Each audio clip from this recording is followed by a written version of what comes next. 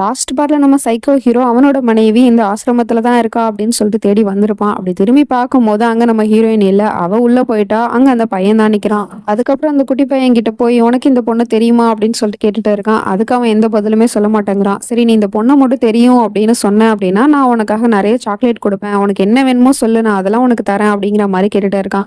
ஆனா அவன் வாயே திறக்க மாட்டேங்கிறான். நம்ம ஹீரோயினி அவனுக்கு தெரியும். பட் இருந்தாலும் இவனால பேச முடியாது இல்லையா? அதனால இவன் அமைதியாவே தான் இருக்கான். என்னதாண்டா வேணும் உனக்கு? நான் தான் கேட்குறேன்ல, இந்த பொண்ணை பாத்தியா பார்க்கலையா? எஸ் ஆர் நோ ரெண்டுல ஏதாவது ஒரு பதில சொல்றா அப்படின்னு சொல்லிட்டு கேட்டா அந்த பையன் பயந்து போயிட்டு அந்த பக்கமா போய் ஒளிஞ்சுக்கிறான். இந்த பையன் கிட்ட கேட்டு பிரோஜனம் இல்லை அப்படின்னு சொல்லிட்டு அந்த பக்கமா ஒரு பொண்ணு வரா. அவகிட்ட அந்த போட்டோவை காமிச்சு கேட்கலாம் அப்படின்னு சொல்லிட்டு பார்த்தா இவனோட போன் இப்ப ஆஃப் ஆயிடுது. பேட்டரி லோன் வருது. அடைச்சா இந்த நேரத்துல தான் இது ஆஃப் ஆகணுமா அப்படிங்கிற மாதிரி யோசிச்சுட்டு அந்த பொண்ணு கிட்ட கேட்டுட்டு இருக்கான். இந்த மாதிரி ஜான்விங்கிற பொண்ணு உங்களுக்கு தெரியுமா? அவ இந்த ஆசிரமத்துல தான் இருக்கா. அவளை உங்களுக்கு தெரியுமா அப்படின்னு சொல்லிட்டு கேட்டா ஜான்வியா தெரியுமே அப்படின்னு அவளு சொல்றா. தெரியுமா? எங்க இருக்கா அவ அப்படின்னு சொல்லிட்டு கேட்டா அவ இங்கதான் இருந்தா. ஆனா இப்போ அவ இங்க இல்ல அப்படின்னு சொல்லிட்டு இருக்கா.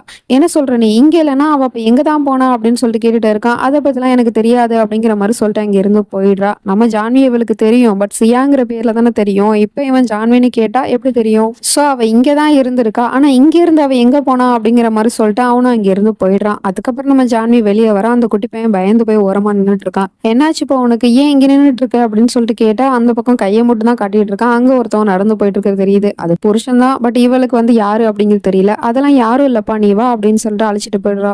இவன் நேரா ஹோட்டலுக்கு வரான். அங்க பார்த்தா அந்த போலீஸ்காரன் இவனை இம்ப்ரெஸ் பண்றதுக்காக, அதாவது இவன் கோவத்துல இருந்தான் இல்லையா? சோ அவனோட அந்த கோவத்தை தணிக்கிறதுக்காக பொண்டாட்டி போட்டோ நிறைய இடத்துல ஃப்ரேம் பண்ணி மாட்டி விட்டு வச்சிருக்கான். அது மட்டும் இல்லாம அந்த இடத்தையே அழகா டெக்கரேட் பண்ணி வச்சிருக்கான். பத்தாவதுக்கு மியூசிக் வேற ப்ளே பண்ணிட்டு இருக்கானுங்க. இவன் அங்க போன உடனே அப்படியே அந்த போட்டோ எல்லாம் பார்த்துட்டு அப்படியே அசந்து போயிடுறான். எங்க பார்த்தாலும் ஜான்வி தான் இருக்கா. அதை பார்த்துட்டு அதுல இருக்கிற ஒரு போட்டோவை எடுத்துக்கிட்டு அவனோட அந்த ஃபேவரட் சாங்கை போட்டு விட்டுட்டு இவன் அந்த போட்டோ வச்சுக்கிட்டு டான்ஸ் ஆடிக்கிட்டே இருக்கான். அப்படியே நம்ம ஜான்வி கூட ஆடுற மாதிரியே ஒரு ஃபீல் இவனுக்கு.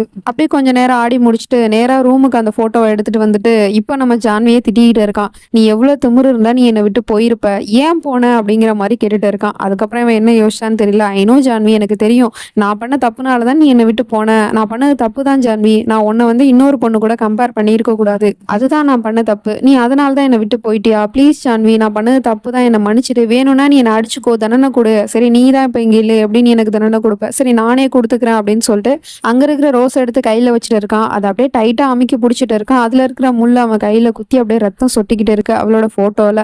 அதுக்கப்புறம் அந்த ரத்தத்தை அவகிட்ட காமிச்சிட்டு, இங்க பாரு ஜான்வி, நான் என்னை காயப்படுத்திக்கிட்டேன். இப்போ உனக்கு சந்தோஷம் தானே? இங்க பாரு, நான் உனக்காக தான் இதெல்லாம் பண்றேன் ஜான்வி. ப்ளீஸ் ஜான்வி, நீ என்கிட்ட வந்துரு அப்படிங்கிற மாதிரி பைத்தியம் மாதிரி பேசிட்டு இருக்கான். அப்படியே புருஷங்காரன் தன்னை தேடி டெல்லிக்கே வந்துட்டான் அப்படிங்கிற எந்த ஒரு விஷயமே தெரியாம இவ பாட்டிக்கே கோயிலுக்கு வந்துட்டு இருக்கா. அந்த பக்கமா தான் அவனுமே கார்ல வந்துட்டு இருக்கான். அப்ப அந்த போலீஸ்காரனும் காரை ஸ்டாப் பண்ண சொல்லிட்டு, அங்க பாருங்க சார், கோயில் இருக்கு, நம்ம வேணா அங்க போய் தேடி பார்ப்போமா அப்படிங்கிற மாதிரி கேட்டுட்டு இருக்கான். உனக்கு தெரியாதா, எனக்கும் கடவுளுக்கும் சுத்தமா ஆகாது. அது மட்டும் இல்லாம எனக்கு இந்த கோயிலெல்லாம் பார்த்தா சுத்தமா பிடிக்காது அப்படிங்கிற மாதிரி சொல்லிட்டு இருக்கான். உங்களுக்கு பிடிக்காது சார், ஆனா அன்னைக்கு பிடிக்கும்ல, அவங்க ஏன் இங்க வந்திருக்க கூடாது? வேணும்னா வாங்க உள்ள போய் பார்ப்போம் அப்படிங்கிற மாதிரி சொல்லிட்டு இருக்கான். சரின்னு சொல்லிட்டு இவனும் கிளம்பி அங்க இருந்து போயிட்டு இருக்கான் மேல. நம்ம ஜான்வி அங்கதான் சாமி கும்பிட்டுட்டு இருக்கா. அப்ப அந்த போலீஸ்காரனும் உள்ள வந்துட்டு இருக்கான். இவனும் மேல ஏறி வந்துட்டு இருக்கான். அதுக்கப்புறம் ஒரு கட்டத்துக்கு மேல இவனுக்கு அங்க போக பிடிக்கல. சே, நான் எதுக்காக போகணும்? அவன் தான் உள்ள போயிருக்கானே, அவன் போய் தேடிட்டு வரட்டும், நம்ம இங்கேயே உட்காந்துக்கலாம் அப்படின்னு சொல்லிட்டு அங்க இருக்கிற படிக்கட்டுக்கிட்ட உட்காந்து இருக்கான்.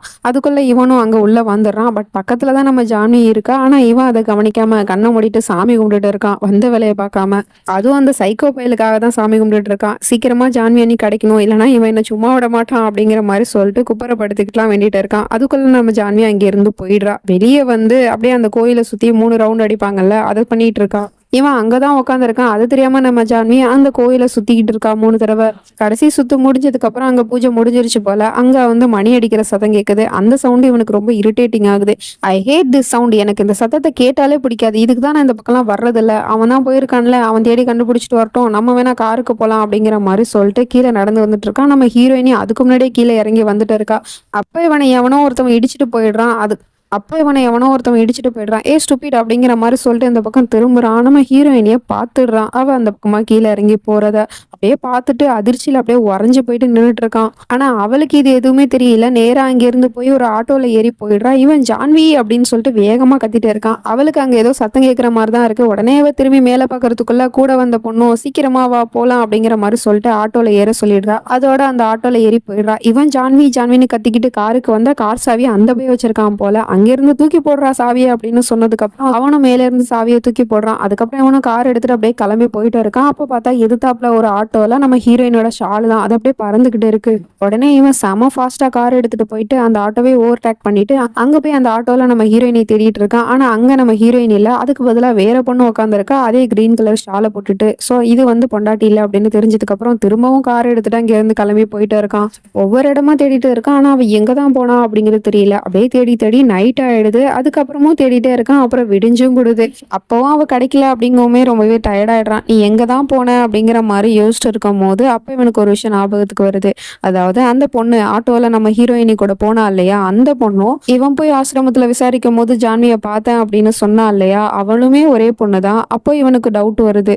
அப்போ ஜான்வி அங்கதான் இருந்திருக்கா, ஆசிரமத்துல தான் இருந்திருக்கா, அப்புறம் எதுக்காக அவ போய் சொல்லணும்? அப்புறம் அந்த போட்டோ ஸ்டுடியோ காரனும் அதே தானே சொன்னான், சரண்யா லேடிஸ் ஹோம்ல இருக்கிறதா. அப்புறம் அந்த ஆண்டி அவளுமே அங்கதானே போனா. இது எல்லாத்துக்கும் என்ன சம்மதம் அப்படின்னா அந்த லேடிஸ் ஹோமுக்கும் ஜான்விக்கும் ஏதோ ஒரு கனெக்ஷன் இருக்கு, அது என்னன்னு போய் தெரிஞ்சுக்கிட்டா போச்சு அப்படிங்கிற மாதிரி சொல்லிட்டு கிளம்பிட்டு இருக்கான். இந்த பக்கம் நம்ம ஹீரோயினி கிறிஷை பாக்குறதுக்காக ஹீரோவோட மெக்கானிக் ஷாப்க்கு வந்திருக்கா. அங்க போய் பார்த்தா அவன் காருக்கு அடியில படுத்துக்கிட்டு ஏதோ ஒர்க் பண்ணிட்டு இருக்கான் போல. ஃப்ரெண்டுக்காரன் தான் வந்திருக்கான் அப்படின்னு நினைச்சுக்கிட்டு, டே சுந்தர் 10ஆம் நம்பர் ஸ்பானர் எடுத்து கொடுறா அப்படிங்கிற மாதிரி கேட்டுட்டு இருக்கான். நம்ம ஹீரோயினுக்கு எதுவும் புரியல. யாரை கேட்கறான் அப்படிங்கிற மாதிரி பார்த்துட்டு இருக்கா. உன்னதாண்டா கேட்கிறேன், உனக்கு காதுல விழுகலையா அப்படின்னு சொன்னதும் நம்ம ஹீரோயினி அங்க போய் அவ கையில என்ன கிடைச்சிச்சோ அதை எடுத்துட்டு வந்து இவங்கிட்ட கொடுத்தா இவனுக்கு டக்குன்னு கோவம் வந்துருது. உன்ன ஒரு வேலைக்கு லாய்க்கு இல்லடா, உங்ககிட்ட நான் என்ன கேட்டேன் அப்படிங்கிற மாதிரி சொல்லிட்டு அடிக்கிறதுக்கு போறான். அதுக்கப்புறமா தான் தெரியுது நம்ம ஹீரோயினி தான் அங்க வந்திருக்கா அப்படின்னு. ஐம் சோ சாரி, நீ இங்க என்ன பண்ற அப்படின்னு சொல்லிட்டு கேட்டா, அது வந்து நான் வந்து கிறிஷை பாக்குறதுக்காக தான் வந்தேன், நீங்க வந்து ஸ்பானர் எடுத்து கேட்கவும் நான் ஏதோ ஒன்று எடுத்து கொடுத்துட்டேன் அப்படிங்கிற மாதிரி சொல்லிட்டு இருக்கா. இட்ஸ் ஓகே, நானும் சுந்தர்னு நினைச்சுக்கிட்டு தான் உங்களை அடிக்க வந்துட்டேன், ஐம் சோ சாரி அப்படிங்கிற மாதிரி சொல்லிட்டு இருக்கான். அப்ப அந்த கிறிஷை ஃப்ரெண்டுக்காரனும் அழைச்சிட்டு வந்துட்டு இருக்கான். அவனை பாக்குறதுக்காக தான் நம்ம ஹீரோயினி வந்திருக்கா. அவங்கிட்ட போய் நான் உனக்காக ஒரு கிஃப்ட் எடுத்துட்டு வந்திருக்கேன் அப்படின்னு சொல்லிட்டு நம்ம ஹீரோயினி அவனுக்காக ஒரு புது ட்ரெஸ் வாங்கிட்டு வந்திருப்பா போல. அதை காமிக்கிறா. காமிச்ச உடனே அவனுக்கு ரொம்ப பிடிச்சு போயிடுது. நம்ம ஹீரோயினி கிட்ட தேங்க்யூ சொல்றான், தலையை வச்சு மோதி. அதுதான் அவனோட ஸ்டைலு. பேச முடியாது இல்லையா, ஸோ அதனால இப்படித்தான் வந்து தன்னோட பாசத்தை வெளிப்படுத்துறான். சரி உனக்கு பிடிச்சிருக்குல, இதை போய் நீ சேஞ்ச் பண்ணிட்டு வா அப்படின்னு சொன்னா அவன் டக்குன்னு நம்ம ஹீரோ பின்னாடி போய் ஒளிஞ்சிட்டு இருக்கான். என்னாச்சு, உனக்கு பிடிக்கலையா அப்படின்னு சொல்லிட்டு கேட்டா அவனுக்கு அதெல்லாம் பிடிச்சிருக்கு, ஆனா அவங்க முன்னாடி ட்ரெஸ் மாத்துறதுக்கு வெக்கப்படுறான் அப்படிங்கிற மாதிரி சொல்லிட்டு இருக்கான். சரின்னு சொல்லிட்டு அந்த பக்கமா நம்ம ஹீரோ அவனை அழைச்சிட்டு போய் ட்ரெஸ் எல்லாம் மாத்தி கூட்டிட்டு வந்தா ரொம்ப அழகா இருக்கியே அப்படிங்கிற மாதிரி சொல்லிட்டு இருக்கா. அதுக்கப்புறம் சரி நான் போயிட்டு வரேன் அப்படின்னு சொன்னா அவனும் நானும் உங்க கூட வரேன் அப்படிங்கிற மாதிரி அவளோட கையை பிடிச்சிட்டு விட மாட்டேங்கிறான். ஆசிரமத்துக்கு போறானா. சரி இவனை நான் கூட்டிட்டு போகவா அப்படின்னு சொல்லிட்டு கேட்டா ஹீரோவும் ஓகே அப்படிங்கிற மாதிரி சொல்லிடுறான். அப்படியே அவனை கூட்டிட்டு போகும்போது அவளோட கையில பார்த்தா ஒரே கிரீஸ் கரையா இருக்கு. அதை அவன் பார்த்த உடனே வெயிட் ஒரு நிமிஷம் நில்லு அப்படிங்கிற மாதிரி சொல்றான். என்னாச்சு அப்படின்னு சொல்லிட்டு கேட்டா அவனோட அந்த கர்ச்சீப்பை கொடுத்து, அவனோட கையில வந்து கரையா இருக்கு, இதை தொடச்சிட்டு போ அப்படின்னு சொன்னதும் நம்ம ஹீரோயினி அவனோட கர்ச்சீப்பை வாங்கி அவளோட கையை தொடச்சிட்டு அவங்கிட்ட கொடுத்துட்டு போயிட்டே இருக்கா. ஆனா நம்ம ஹீரோ அந்த கர்ச்சீப்பை வாங்கி வச்சுக்கிட்டு ஏதோ ஒரு காதலி கொடுத்த கிஃப்ட் மாதிரியே அதை பார்த்துட்டு இருக்கான். இதை கவனிச்ச ஃப்ரெண்டுக்காரனும் ஃப்ரேம் போட்டு மாட்டிடலாமா உன்னோட ரூம்ல இந்த கர்ச்சீஃபை அப்படிங்கிற மாதிரி கிண்டல் பண்ணிட்டு இருக்கான். அதுக்கப்புறம் இவங்க 2 பேரும் விளையாண்டுட்டு இருக்காங்க. அதே சமயம் இந்த பையனும் நேரா அந்த சரண்யா ஹோமுக்கும் வந்துட்டான் போல. அங்க வந்து நின்றுக்கிட்டு யோசிச்சுக்கிட்டே இருக்கான். நான் எத்தனை தடவை எங்க ஜான்வியை தேடினாலும் கடைசியா நான் வந்து நிக்கிற இடம் இந்த சரண்யா ஹோமு தான். அப்படி இந்த ஹோமுக்கும் ஜான்விக்கும் என்ன சம்மந்தம் இருக்கு அப்படிங்கிற மாதிரி யோசிச்சு இருக்கான். அப்பதான் நம்ம ஹீரோயினியும் ஆட்டோல கீழே இறங்கி வந்துட்டு இருக்கா அந்த பையனை கூட்டிக்கிட்டு. அதை இவன் பார்த்துடுறான். அப்படி இவன் பார்த்துட்டு இருக்கும் போது ஃபோன் கால் வருது. டக்குன்னு அதை பேசிட்டு இந்த பக்கம் திரும்புறதுக்குள்ள நம்ம ஜான்வி உள்ள போயிட்டு இருக்கா அந்த ஹோமுக்குள்ள. இவனுக்கு ஒரு வழியா தெரிஞ்சு போச்சு நம்ம ஹீரோயினி இங்கதான் இருக்கா அப்படின்னு சொல்லிட்டு உள்ள போயிட்டு இருக்கான். இதோட 3வது தடவையா நம்ம ஜான்வியை தேடி உள்ள போறான். இந்த தடவை நம்ம ஹீரோயினி இவன் கிட்ட இருந்து எப்படி தப்பிக்க போறான்னு தெரியல. வெயிட் பண்ணி தான் பார்க்கணும். நெக்ஸ்ட் நினைச்சு நம்ம அடுத்த பாட்டுல பார்ப்போம். அது வரைக்கும் பை ஃப்ரெண்ட்ஸ்.